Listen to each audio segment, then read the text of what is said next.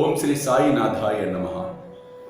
సాయి బంధువులకు శ్రీ సాయి సర్వస్వం YouTube channel వీక్షిస్తున్న భక్తులందరికీ సమర్థ సద్గురు సాయినాథుడి దివ్యమైన అనుగ్రహం పరిపూర్ణంగా లభించాలని కోరుతూ మీ గ్రాండ్ మాస్టర్ సాయి విశ్వచైతన్య ఈరోజు మన ఛానల్ ద్వారా ఒక మంచి కార్యక్రమం అండ్ మంచి విషయాన్ని మనం తెలుసుకునే ప్రయత్నం మనం చేద్దాం. దైవాన్ని నమ్మే ప్రతి ఒక్కరు కూడా దిష్టి దోషం గురించి నమ్మకం అనేది ఉంటుంది. నరదిష్టి నరఘోష. మీరు ఎవరి దగ్గరికి వెళ్ళినా, ఏ జాతకుడి దగ్గరికి వెళ్ళినా, ఏ స్వామీజీ దగ్గరికి వెళ్ళినా మీకు నరదిష్టి ఉంది, నరఘోషం ఉంది అని చెప్తూ ఉంటారు. సరే, దాన్ని డెప్త్గా నేను వెళ్ళదలుచుకోవట్లేదు, కానీ చిన్న విషయాలు కొన్ని ముఖ్యమైనవి మనం గమనిద్దాం. ఉదాహరణకి మీ ఇంట్లో ఒక పసిబిడ్డ ఉన్నాడు. ఆ పసిబిడ్డకు పుట్టినరోజు మీరు పండుగ చేశారు చక్కగా చుట్టాలందరినీ పిలుచుకొని. పుట్టినరోజు అంతా అయిపోయిన తర్వాత, అంటే ఆ రోజు మొత్తం కార్యక్రమం అయిపోయిన తర్వాత రాత్రి పూట ఆ పసిబిడ్డకు జ్వరం వచ్చేసినట్టు అయిపోతుంది. విపరీతంగా అలజడి, ఏడుపులు, గొడవ, అసలు కంట్రోల్ చేయలేనంత పరిస్థితులు. ఆ విధంగా పిల్లవాడు ఏడుస్తూ ఉంటాడు. ఇది ఒక సన్నివేశం. కొన్ని సందర్భాల్లో మీరు చక్కగా అందంగా ముస్తాబై బయటకు ఏదైనా ఫంక్షన్కి వెళ్ళి వచ్చిన తర్వాత మీకు ఏంటో నిస్సత్వం ఆవరించేస్తూ ఉంటుంది, చికాకు వచ్చేస్తూ ఉంటుంది, ఒక రకంగా తలంతా భారంగా అనిపిస్తూ ఉంటుంది, వాంతులు వచ్చే విధంగా సెన్సేషన్ అనిపిస్తూ ఉంటాయి. ఇది ఒక సన్నివేశం. ఇవన్నీ గుర్తుపెట్టుకోండి, లక్షణాలు ఎలా ఉంటాయి. అలాగే మంచి కారు కొనుక్కొని బయటకు వెళ్ళొచ్చినప్పుడు, లేదా మంచి బట్టలు వేసుకొని బయటకు వెళ్ళొచ్చినప్పుడు, ఏదైనా మనం బ్రహ్మాండంగా చక్కగా ఆనందంగా ఎదుటివాడికి కనిపిస్తూ ఉన్నప్పుడు ఎదుటివాడిని ఆకర్షించడం అనేది జరుగుతుంది.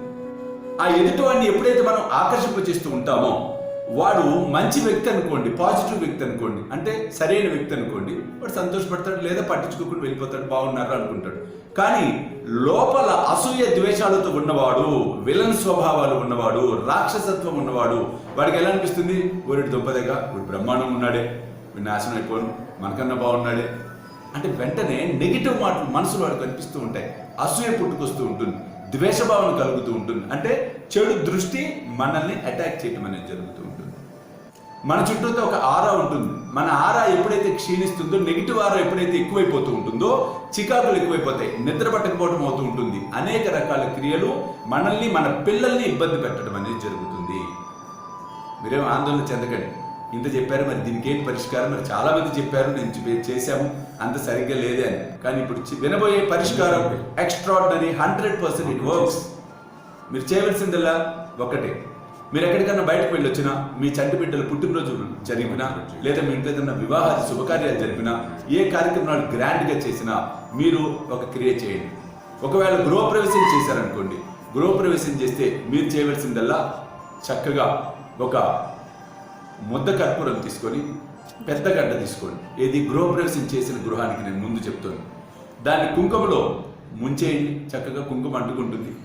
ఇంటికి బయట నిలబడి ఒక్కసారి ఇంటి చుట్టూతో పాజిటివ్గా 3 సార్లు, నెగిటివ్గా 3 సార్లు తిప్పేసి ఇంటి ముందు వెలిగించేయండి. ఇది గృహానికి చేయవలసింది. అలాగే పసిబిడ్డలు ఉన్నారనుకోండి, ఇదే క్రియ.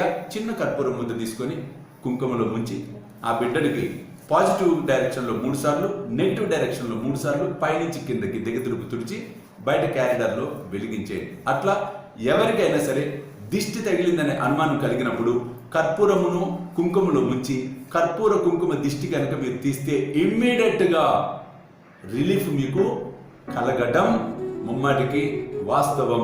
సర్వేజన సుఖినో భవంతు. చూస్తూనే ఉండండి సాయి సర్వస్వం యూట్యూబ్ ఛానల్. మరి ఒక క్లిప్పింగ్, మరి ఒక వీడియోలో ఎక్స్ట్రాడినరీ టమోటాతో దిష్టి తీయటం ఎలా, టమోటాని దాటడం ద్వారా ఎక్స్ట్రాడినరీగా నెగిటివ్ ఎనర్జీస్ నుంచి ఎలా బయటపడతాం అనేది అతి త్వరలో వీక్షించబోతున్నాం. ఆ సాయి కృప మీ అందరిపై వర్షించాలని మనస్ఫూర్తిగా ఆశీర్వదిస్తూ